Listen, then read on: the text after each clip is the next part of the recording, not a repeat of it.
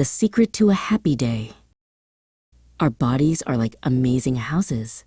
We live in them every day. We can have many toys and nice clothes. But if we feel sick, our toys and clothes don't seem fun anymore. Feeling good is the best feeling in the world. Feeling good is not just about our bodies.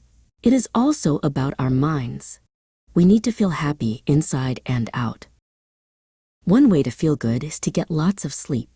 When we sleep, our bodies rest and get strong for a new day. We also need to eat good food. Fruits, vegetables, and milk help us grow big and strong. A boy named Leo is eating an apple. We should not eat too much candy or cake. Eating just enough good food helps our bodies feel happy. Drinking water is very important too, and running and playing outside helps our bodies and minds. Exercise helps our hearts and lungs. It even helps us think better and be smarter. Doing kind things for others makes us feel warm and happy inside. It is good for our hearts.